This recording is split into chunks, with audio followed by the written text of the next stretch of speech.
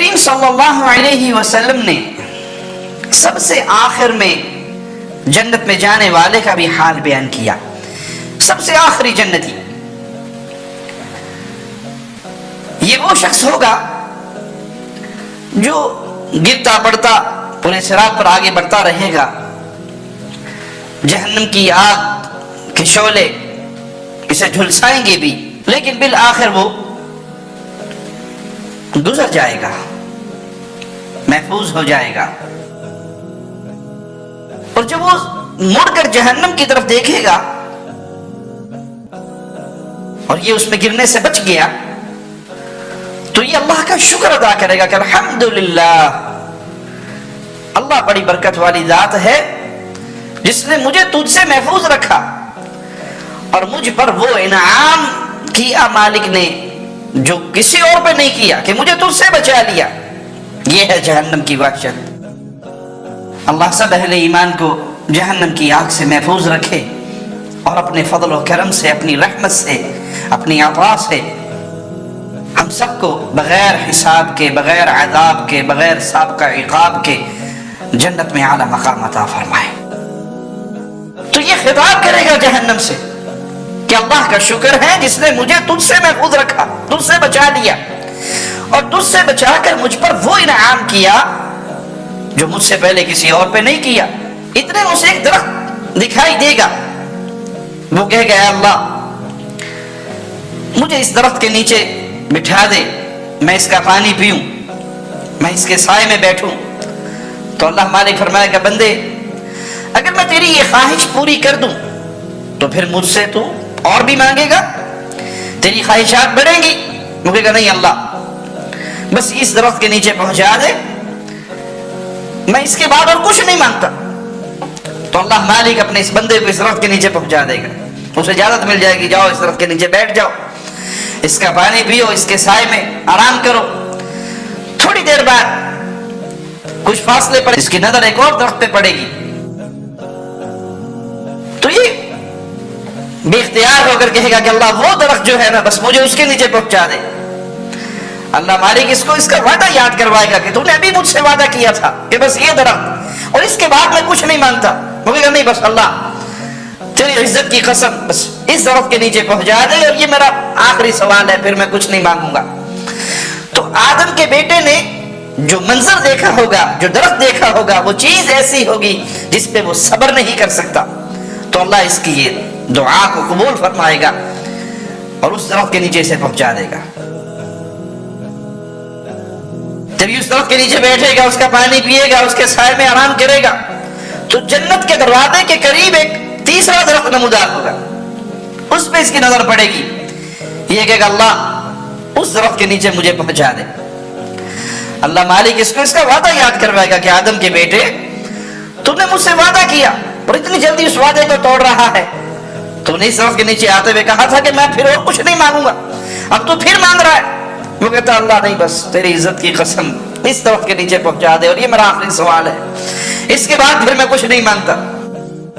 تو اللہ مالک اس کو اس درخت کے نیچے پہنچائے گا کیونکہ جو منظر، جو چیز اس نے دیکھی ہے وہ اس کی برداشت سے باہر ہے، اس پہ صبر نہیں کر سکتا. یہ اس درخت کے نیچے بیٹھے گا، اس کا پانی پیے گا، اس کے سائے میں آرام کرے گا. جب اللہ اسے باب جنت کے قریب کر دے گا تو یہ اہل جنت کی آوازیں سنے گا اور پھر عرض کرے گا اے اللہ مجھے بھی اس جنت میں داخل کر دے. اللہ مالک فرمائے کہ ابن آدم تیرا دل کیسے بھرے گا اگر میں تجھے پوری دنیا سے دگنی جنت دے دوں، جتنی پوری دنیا ہے اس سے دگنی جنت دے دوں تو کیا پھر تیرا دل بھر جائے گا، تو راضی ہو جائے گا؟ وہ آدمی کہے گا اے اللہ تو رب العالمین ہے اور مجھ سے مذاق کرتا ہے، مجھ سے مذاق کرتا ہے یہ کہہ کر کہ میں پوری دنیا سے ڈبل دگنی تجھے جنت دے دوں تو تیرا دل بھر جائے گا، تو راضی ہو جائے گا؟ یہاں پہنچ کر سیدنا عبداللہ ابن مسعود رضی اللہ عنہ ہنسنے لگے اور سامعین سے کہا کیا تم پوچھو گے نہیں کہ میں کیوں ہنسا ہوں؟ سامعین نے کہا کہ آپ کیوں ہنسے ہیں؟ تو کہنے لگے کہ اس موقع پر رسول اللہ صلی اللہ علیہ وسلم ہنسے اور آپ نے ہم سے کہا، صحابہ سے کہا क्या पूछोगे नहीं कि मैं क्यों हंसा हूं? तो सहाबा ने पूछा कि आप क्यों हंसे हैं? तो आप सल्लल्लाहु अलैहि वसल्लम ने फरमाया कि जब बंदा ये कहेगा कि तू रब्बुल आलमीन होते हुए मुझसे मजाक कर रहा है, तो ये सुनकर अल्लाह मालिक हंस देगा, इसलिए मैं भी हंसा हूं। रब ताला फरमाएगा अरे मैं तुमसे मजाक नहीं करता, मैं तो जो चाहता हूं कर सकता हूं। फिर मौला फरमाएगा कि दुनिया के बादशाह की सल्तनत के बराबर तुम्हें जगह देता हूं, इतने ही माल और मता देता हूं, क्या तुम राजी हो? वो बंदा कहेगा ऐ अल्लाह मैं राजी हूं।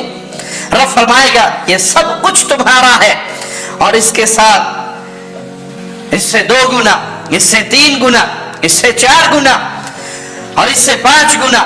वो बंदा कहेगा अल्लाह मैं राजी हो गया, ऐ अल्लाह मैं राजी हो गया। अल्लाह मालिक फरमाएगा ये सब कुछ तुम्हारा और इससे 10 गुना ज्यादा और तुम्हें अता करता हूं, और हर वो चीज तुम्हें मिलेगी जो तुम्हारा दिल चाहेगा, हर वो चीज तुम्हें मिलेगी जिससे तुम्हारी आंखों को ठंडक नसीब हो। आदमी अर्ज करेगा ऐ अल्लाह मैं राजी हो गया, ऐ अल्लाह मैं राजी हो गया। ये सबसे कम दर्जे का जन्नती है जिसको अल्लाह की तरफ से इतना इनाम और इतना इकराम मिल रहा है।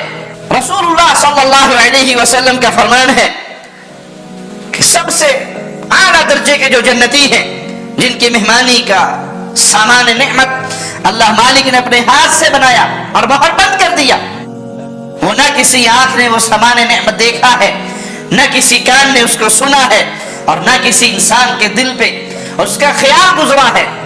तो प्यारे भाई, ये जन्नत है जिसको कमाने के लिए मुझे और आपको ये जिंदगी मिली है। ये जिंदगी बड़ी मुख्तसर है, इसको खैर के कामों में खर्च कर लीजिए, भलाई के कामों में खर्च कर लीजिए, इसने तो खत्म होना ही होना है। आप देखिए बर्फ का बलाक ले लें, वो बर्फ ने पिघलना है, आप उसको जितना मर्जी संभालने की कोशिश करें, उसने पानी बनना है।